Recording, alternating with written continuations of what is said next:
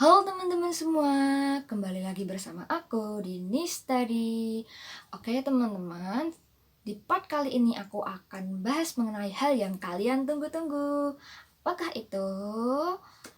Nah, jadi kali ini aku akan bahas tips belajar UTBK ala aku. Dan ini dia.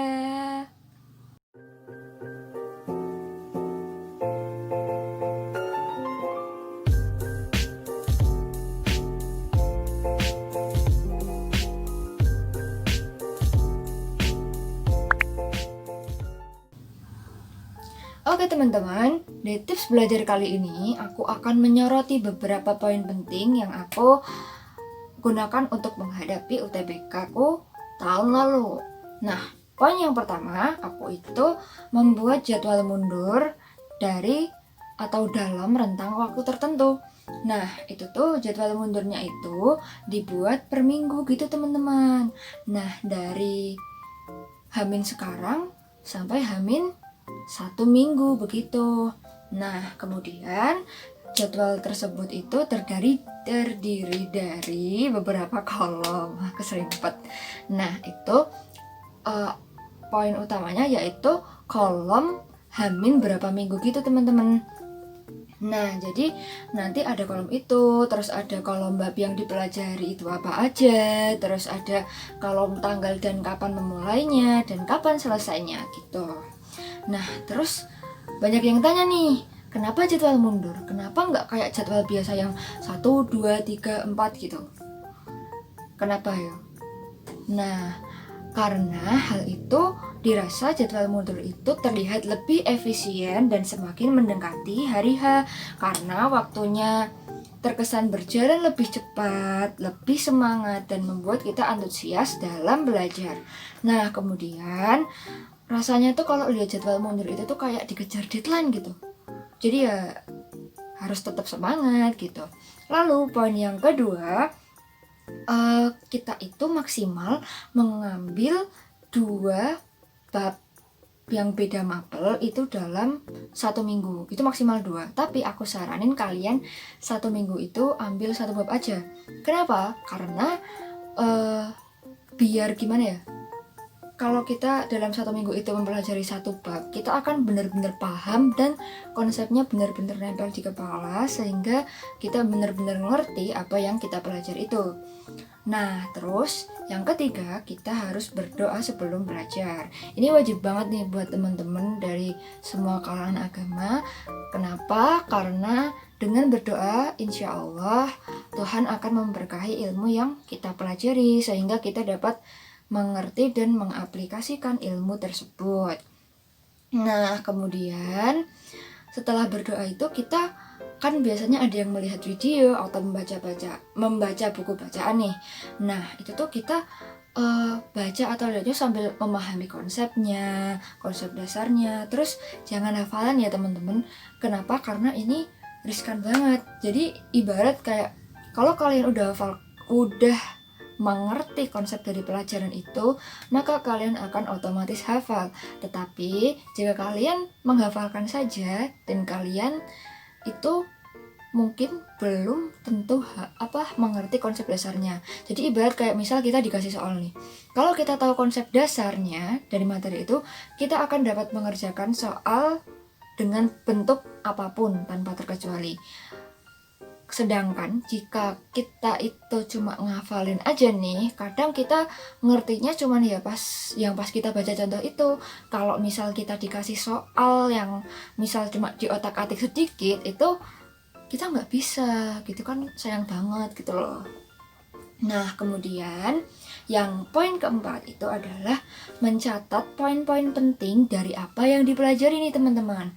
Nah, kita tuh ada kalanya kita tuh baiknya tuh mencatat dengan bahasa kita sendiri. Kenapa? Karena kalau kita mencatat dengan bahasa kita sendiri, kita pasti akan tahu dan kita akan lebih mudah memahami materi tersebut, begitu.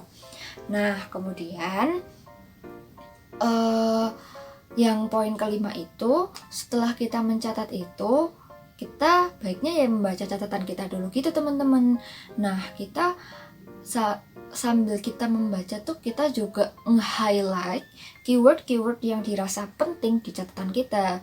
Jadi kalau misal kita mau cari, misal kita lagi ngerjain atau lagi membaca apa gitu nih, terus kita kayak cari, kemarin ini aku udah pernah belajar di mana ya gitu.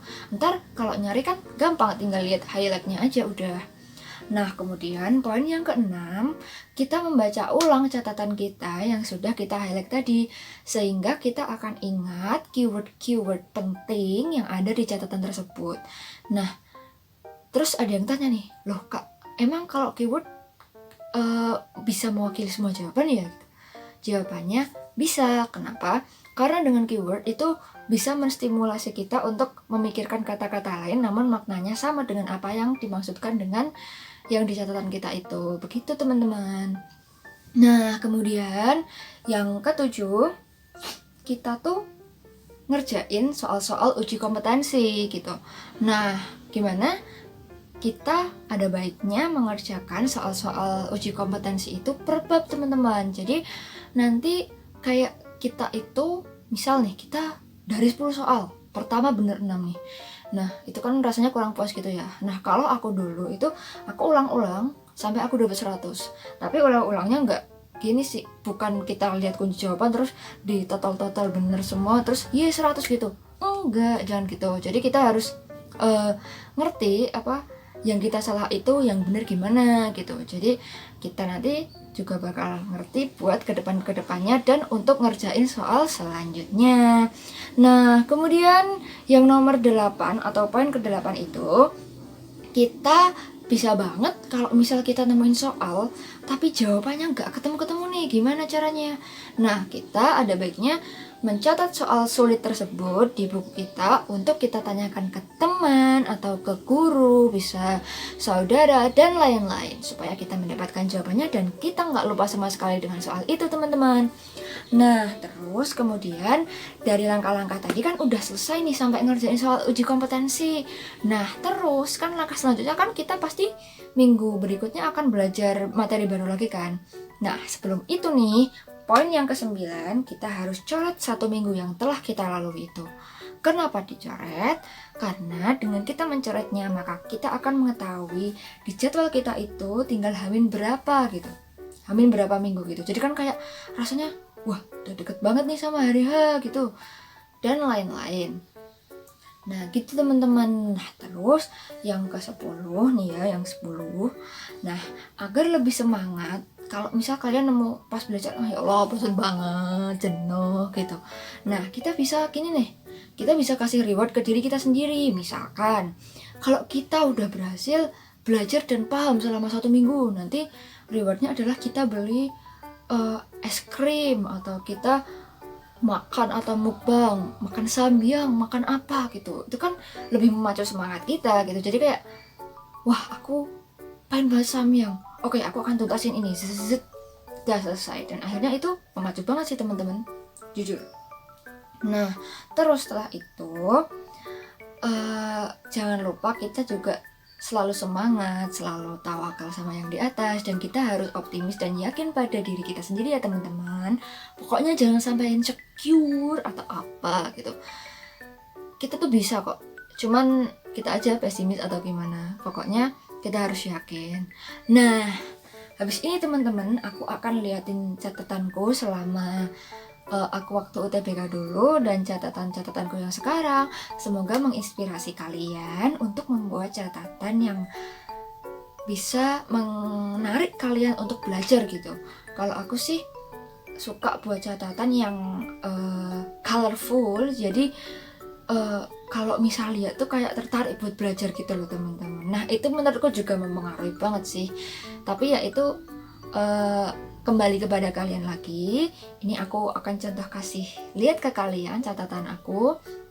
Dan kemudian teman-teman yang pingin daftar minggu jadwal mundur tadi, kalian bisa download di link di description box ya. Terima kasih atas perhatian teman-teman semua dan sampai jumpa di part berikutnya. Dadah.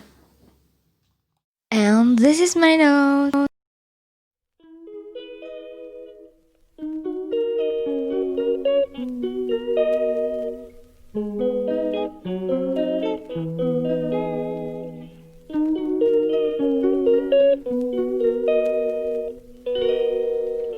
She calls me day and night. I'm sorry, girl, you just don't make me